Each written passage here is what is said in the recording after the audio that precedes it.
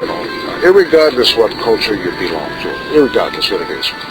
And I think it's important that for all of us,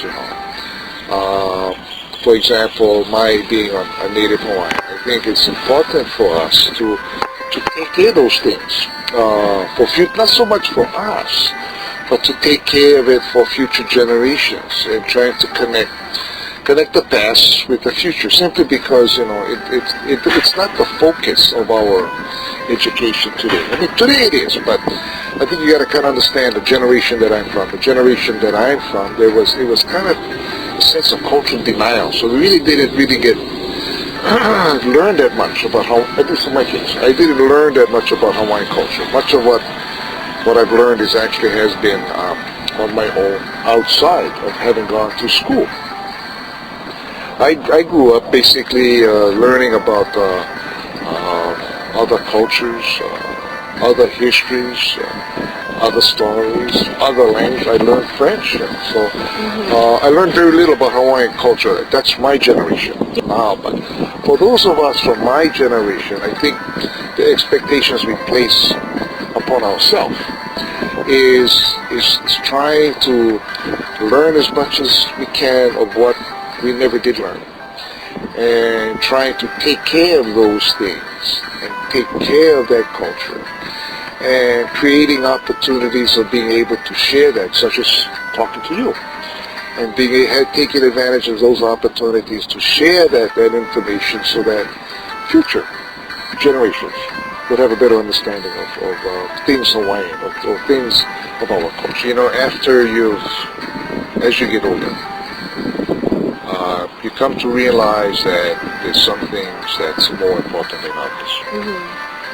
And you come to realize that, you need to do things for yourself, and you need to do things for your family. That's a given. But I think beyond that, more importantly, is being able to think in terms of doing things for others.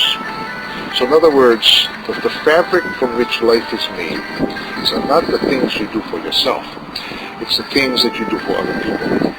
So in the end, I think that the measure of one's life is not all the stuff we do for ourselves.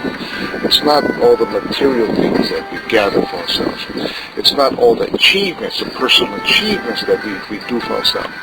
But it's all the things that we do for others without any expectations of any kind of return. Okay? That's the measure of one's life. And if there's anything that I feel that I need to be able to share with other people, is giving them that basic, fundamental understanding of what life is really made of. I was told that if I wanted to get ahead, that I needed to not think of being a Hawaiian. That's not unique just for me. I think a lot of people from my generation, you got to understand, things are different today. But and they were not always this way. Today, everyone has opportunities, right? But when your parents were young, when my parents were young, it was challenging to be something other than American. It was a challenge, and that's how things were. So, you want things better for your family. You don't do things for yourself. Much of what you do as a mother or father is for your children, and you want your children to be able to do real well. And you teach them the things, when you give them the tools that you think would help them get ahead. I grew up in a world where it was not fashionable to be Hawaiian. So even for myself, I grew up not identifying with my Hawaiian culture. I really identified with being more German than anything else. It wasn't too late on that I kind of shifted away from that. As you get older, you mature, you learn a little bit more about life. I don't think it's good. I don't think it's healthy. I think what I went through was not a good thing. I don't think you should be ashamed of your culture. You should be proud of it, irregardless who you are. You should be proud of yourself and who you are.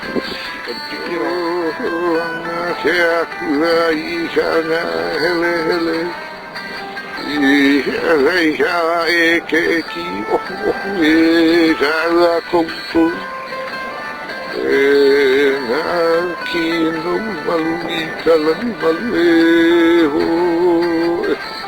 e olu mai ana o laka I kuna mauka o ngako no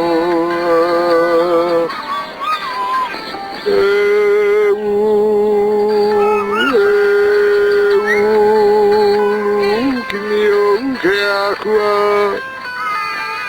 ulu ka mei kana loa ulu ia lau koa mei ka ie